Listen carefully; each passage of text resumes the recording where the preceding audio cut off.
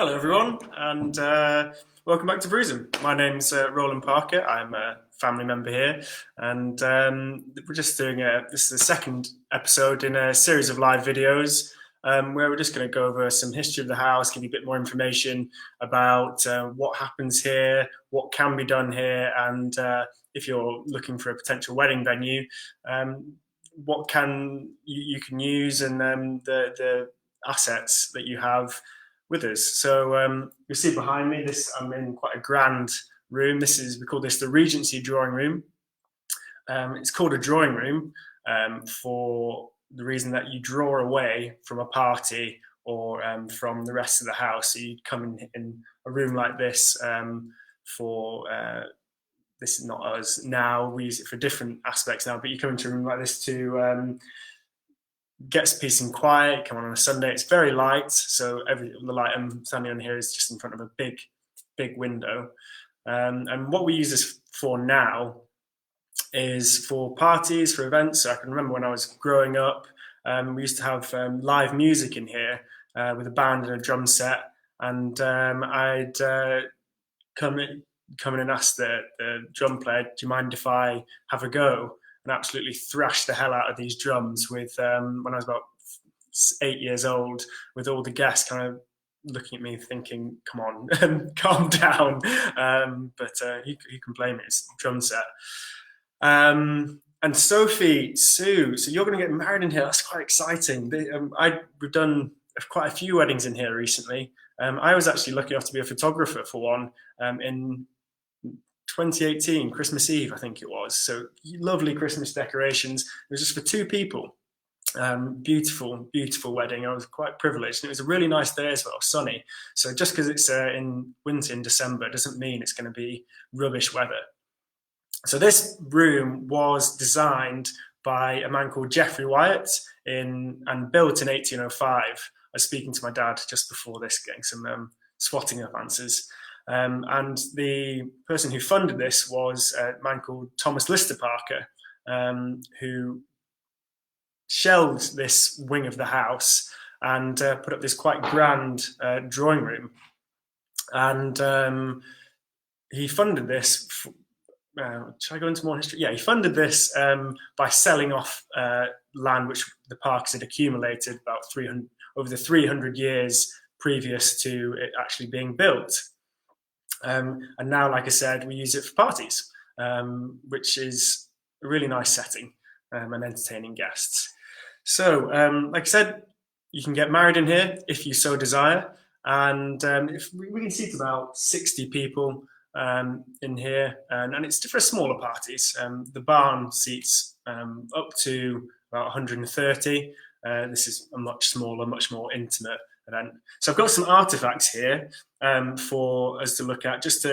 One is just a bit of fun and a bit of story of me in my youth, and one is a comparison in fashion between 300 years ago to now. So here we have a shoe. This is a lady's shoe from 1720, I'm told.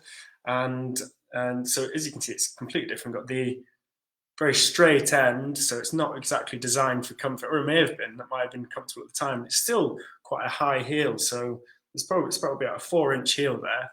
And look at it, it's very narrow, which might have been the fashion at the time, but my hypothesis is that people were a little bit shorter back then, a little bit smaller feet. So if I bring out a shoe of a lady of the house now, this is, so you can see it's completely different, similar height, not as much height at the back of the heel there, but can you see? No. So the point on that shoe is much shorter, but the point here. So to put it into perspective, this has just been left behind in the house, and I think we brought it down from the attic. This is a lady of the house's shoe from 300 years ago. So in 300 years, if this hasn't been sent to a charity shop by then, it will be just as interesting to my predecessors in 300 years' time, which is really quite strange if you think about it. This next one is one of my favourites from when I was a child. And the beauty of having a house like this is you have a lot of toys which aren't toys. So if I told my dad all the stories of how I played now, he'd probably cry. No, we weren't allowed bouncy balls when I was younger because they could break everything, but somehow managed to still play with them and not break anything. Now this is a bayonet. This is a World War I bayonet, and the Parkers didn't have anybody who fought in the First World War. Colonel Robert, who was my dad's predecessor, fought in the Second World War.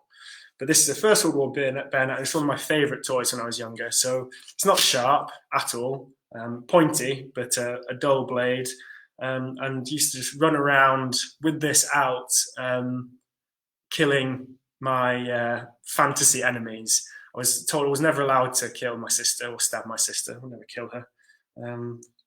But there you go, another reference to Eleanor in this. And yeah, this was one of my favourites when I was younger. And if you think about it now, a 5-year-old sprinting around the house with a blade is probably quite frowned upon. But I'm still alive, still got all my organs. And yeah, really fun childhood here. And I thought it was normal. So this another short video, so thank you for watching, and we'll continue to bring some videos about history, about the grounds, and some things about weddings, and maybe a virtual show around of the wedding venue. So tune in again next week. Bye now.